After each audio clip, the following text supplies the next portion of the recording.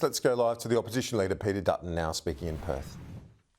I wanted to make some comments in relation to the announcement, obviously, out of the United States in relation to tariffs. I do think this is a bad day for our country, and it's not the treatment that Australians deserve, because we have a very trusted, long-standing and abiding relationship with the United States. It spans 100 years, and we have fought alongside and with the Americans in every major battle over that period of time. We have a special relationship with the United States, and it hasn't been treated with respect by the administration or by the President. And the question now is, what do we do to resolve this matter and to do it quickly? It's clear to me that in the language that's come out of the administration that there is a discussion to take place, and it needs to take place as a matter of urgency, because as Prime Minister, I want to make sure that we can help our beef producers, make sure that we can help our manufacturers, make sure that we can grow our industry and make sure that we can increase employment in this country. And we can do that through a normalised relationship in a trading sense with the United States, and obviously to expand other markets, which is exactly what a coalition government does and has as a priority, and always has had. We believe very strongly in free trade. I've spoken this morning with three major beef producers here in Australia, two of whom are heavily involved in export to the United States, and talking about what the impact will be on them and the plans for them and for their company. And obviously they're in negotiations with their counterparts in the United States at the moment. It's obvious to us that there is more consumption than there is supply of beef out of the United States domestic market. So that is, the Americans can't produce enough beef to satisfy what is consumed by American consumers.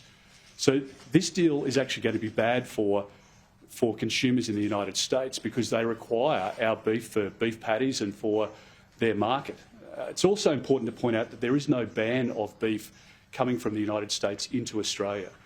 They need to meet the traceability requirements, and they need to adhere to our strict conditions that we have in place.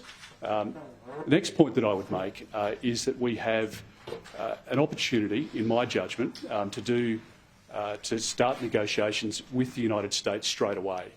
I think there can be a deal done very quickly with the administration, and I think it's important the Prime Minister apply himself to that immediately. I think it's obvious that we have, and I've made this point I think in a speech last year and again in January this year, there is a critical relationship between the United States and the United Kingdom in terms of our defence compact. We have troops in the north of our country, we have the AUKUS deal, we have the ANZUS treaty. It is a long and abiding relationship, and the core of an arrangement between us and the United States in resolving this matter will centre around the defence relationship. The critical minerals that I spoke about again in my speech in January is an absolute must-do in the relationship, and the United States, to shore up its supply chains, requires our critical minerals. So there is a natural point of leverage for us in the relationship. The Prime Minister hasn't been able to get a call or a meeting with President Trump, but that needs to change, and he needs to do everything he can to leverage the Ambassador and others to get the relationship normalised. It's obvious that the Prime Minister didn't know anything about this announcement until it was actually released to the press, which also speaks to the state of the relationship at the moment. So I want to make sure that we can, as quickly as possible, resolve this matter. I believe that we can, and I'm happy to take some questions. I just want to make this point first, though. The government's announced 5 measures.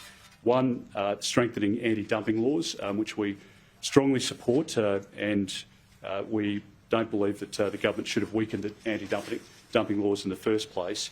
We support the $50 million for export growth, and also note, though, that the government has reduced EMDG funding and broader export support across Austrade and in postings, etc.